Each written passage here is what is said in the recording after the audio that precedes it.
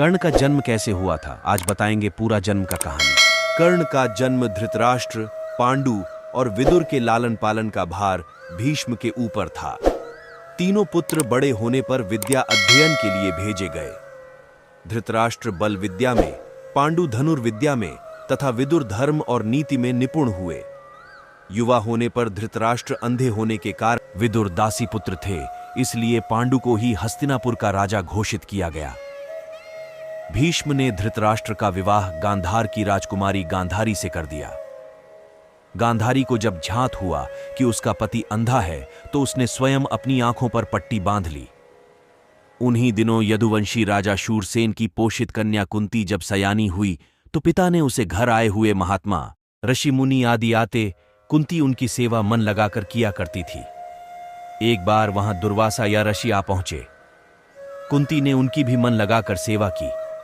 कुंती की सेवा से प्रसन्न होकर दुर्वासा या ऋषि ने कहा, पुत्री, मैं तुम्हारी सेवा से अत्यंत प्रसन्न हुआ हूं, अतः तुझे एक ऐसा मंत्र देता हूं जिसके प्रयोग से तू जिस देवता का स्मरण करेगी वह तत्काल तेरे समक्ष प्रकट होकर तेरी मनोकामना पूर्ण करेगा। इस प्रकार दुर्वासा आर्षि कुंती को मंत्र प्रदान करके चले गए। एक दिन कुंती ने उस मंत्र की सत्यता की जांच करने के लिए एकांत स्थान पर बैठकर उस मंत्र का जाप करते हुए सूर्यदेव का स्मरण किया। उसी क्षण सूर्यदेव वहां प्रकट होकर बोले, देवी, मुझे बताओ कि तुम मुझसे किस वस्तु की अभिलाषा करती हो। मैं तुम्हारी अभिलाषा अवश्य पूर्ण करूंगा। इस पर कुंती ने कहा, हे देव, मुझे आपसे किसी भी प्रकार की अभिलाषा नहीं है। मैंने तो केवल मंत्र की सत्यता परखने के लिए ही उसका जाप किया है। कुंती के इन वचनों को सुनकर सूर्यदेव बोले, हे कुंती, मेरा आना व्यर्थ नहीं जा सकता। मैं तुम्हें एक अत्यंत पराक्रमी तथा दानशील पुत्र प्रदान करता हूं। इतना कहकर सूर्यदेव अंतर्ध्यान हो गए। कुंती ने लज्जावश यह बात किसी से नहीं कह सकी।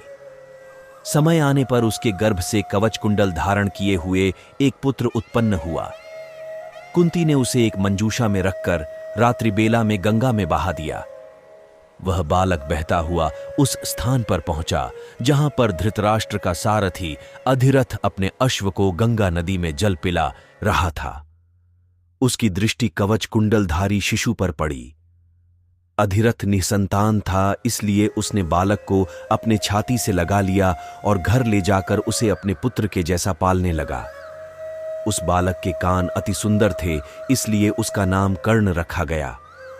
कर्ण गंगा जी में बहता हुआ जा रहा था कि महाराज धृतराष्ट्र के सारथी अधिरथ और उनकी पत्नी राधा ने उसे देखा और उसे गोद ले लिया और उसका लालन पालन करने लगे। कुमार अवस्था से ही कर्ण की रुचि अपने पिता अधिरथ के समान रथ चलाने की बजाय युद्ध कला में अधिक थी।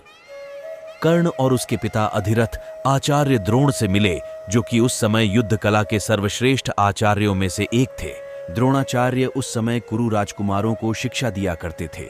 उन्होंने कर्ण को शिक्षा देने से मना कर दिया, क्योंकि कर्ण एक सारथी पुत्र था और द्रोण केवल क्षत्रियों को ही शिक्षा दिया करते थे। द्रोणाचार्य की असम्मति के उपरांत कर्ण ने परशुराम से संपर्क किया, जो कि केवल ब्राह्मणों को ही शिक्षा दिया करते थे। कर्ण ने स्वयं को ब्राह्मण बताकर परशुराम से शिक्षा का आग्रह किया। परशुराम ने कर्ण का आग्रह स्वीकार किया और कर्ण को अपने समान ही युद्ध कला और धनुर्विद्या में निष्णात किया। कर्ण को उसके गुरु परशुराम और पृथ्वी माता से श्राप मिला था। कर्ण की शिक्षा अपने अंतिम चरण पर थी। एक दोपहर की बात है, गुरु परशुराम कर्ण की जंघा पर सिर रखकर विश्राम कर रहे थे। कुछ देर बाद कहीं से एक बिच्छू आया और उसकी दूसरी जंघा पर काटकर घाव बनाने लगा। गुरु का विश्राम भंग ना हो, इसलिए कर्ण बिच्छू को दूर ना हटाकर उसके डंक को सहता रहा। कुछ देर में गुरुजी की निद्रा टूटी और उन्होंने देखा कि कर्ण की जांघ से बहुत रक्त बह रहा है। उन्होंने कहा कि केवल किसी क्षत्रिय में ही इतनी सहनशीलता हो सकती है कि वह बिच्छू डंक को सह ले, ना कि किसी ब्राह्मण में। और परशुराम जी ने उसे मिथ्या भाषण के कारण श्राप दिया कि जब भी कर्ण को उनकी दी हुई शिक्षा की सर्वाधिक आवश्यकता होगी, उस दिन वह उसके काम नहीं आएगी। कर्ण, जो कि स्वयं ये नहीं जानता था कि वह किस वंश से है, ने अपने गुरु से क्षमा मांगी और कहा कि उसके स्थान पर यदि कोई और शिष्य भी होता तो वो भी यही करता। यद्यपि कर्ण को क्रोधवश श्राप देने पर उन्हें ग्लानि हुई, पर वे अपना श्राप वापस नहीं ले सकते थे। तब उन्होंने कर्ण को अपना विजय नामक धनुष प्रदान किया और उसे ये आशीर्वाद दिया कि उसे वह वस्तु मिलेगी जिसे वह सर्वाधिक चाहता है, अमिट प्रसिद्धि। कुछ लोक कथाओं में माना जाता है कि बिच्छू के रूप में स्वयं इंद्र थे, जो उसकी वास्तविक क्षत्रिय पहचान को उजागर करना चाहते थे। परशुराम जी के आश्रम से जाने के पश्चात कर्ण कुछ समय तक भटकता रहा। इस दौरान वह शब्दभेदी विद्या सीख रहा था। अभ्यास के दौरान उसने एक गाय के बछड़े को कोई वनीय पशु समझ लिया और उस पर शब्दभेदी बाण चला दिया और बछड़ाड़ मारा गया। तब उस गाय के स्वामी ब्राह्मण ने कर्ण को श्राप दिया कि जिस प्रकार उसने एक असहाय पशु को मारा है, वैसे ही एक दिन वह भी मारा जाएगा, जब वह सबसे अधिक असहाय होगा और जब उसका सारा ध्यान अपने शत्रु से कहीं अलग किसी और काम पर होगा। इस प्रकार कर्ण परशुराम का एक अत्यंत परिश्रमी और निपुण शिष्य बना। कर्ण दुर्योधन के आश्रय में रहता था। गुरु द्रोणाचार्य ने अपने शिष्यों की शिक्षा पूरी होने पर हस्तिनापुर में एक रंगभूमि का आयोजन करवाया। रंगभूमि में अर्जुन विशेष धनुर्विद्या युक्त शिष्य प्रमाणित हुआ। तभी कर्ण रंगभूमि में आया और अर्जुन द्वारा किए गए कर्तव्यों को पार करके उसे द्वंद्व युद्ध के लिए ललकारा। कब कृपाचार्य ने कर्ण के द्वंद्व युद्ध को अस्वीकृत कर दिया और उससे उसके वंश और साम्राज्य के विषय में पूछा, क्योंकि द्वंद्व युद्ध के नियमों के अनुसार केवल एक राजकुमार ही अर्जुन को, जो हस्तिनापुर का राजकुमार था, द्वंद्व युद्ध के लिए ललकार सकता था। तब कौरवों में सबसे ज्येष्ठ दुर्योधन ने कर्ण को अंगराज घोषित किया, जिससे वह अर्जुन से द्वंद्व युद्ध के योग्य हो जाए।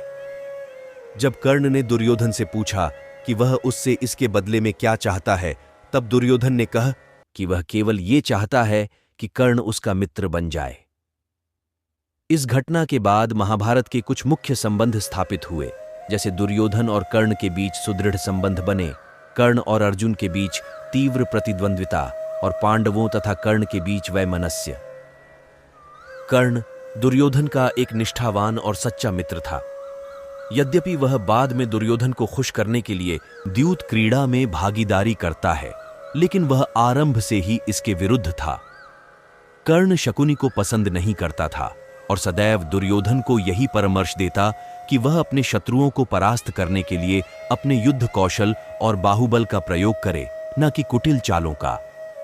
जब लाक्षागृह में पांडवों को मारने का प्रयास विफल हो जाता है, तब कर्ण दुर्योधन को उसकी कायरता के लिए डांटता है और कहता है कि कायरों की सभी चालें विफल ही होती हैं, और उसे समझाता है कि उसे एक योद्धा के समान कार्य करना चाहिए और उसे जो कुछ भी प्राप्त करना है उसे अपनी वीरता द्वारा प्राप्त करे। चित्रांगद की राजकुमारी से विवाह करने में भी कर्ण ने दुर्योधन की सहायता की थी। अपने स्वयंवर में उसने दुर्योधन को अस्वीकार कर दिया और तब दुर्योधन उसे बलपूर्वक उठाकर ले गया। तब वहां उपस्थित अन्य राजाओं ने उसका पीछा किया, लेकिन कर्ण ने अकेले ही उन सबको परास्त कर दिया। परास्त राजाओं में जरासंध, शिशुपाल, दंतवक्र, साल्व और रुक्मी इत्यादि थे। कर्ण की प्रशंसा स्वरूप जरसंध ने कर्ण को मगध का एक भाग दे दिया। भीम ने बाद में श्रीकृष्ण की सहायता से जरासंध को परास्त किया, लेकिन उससे बहुत पहले कर्ण ने उसे अकेले परास्त किया था।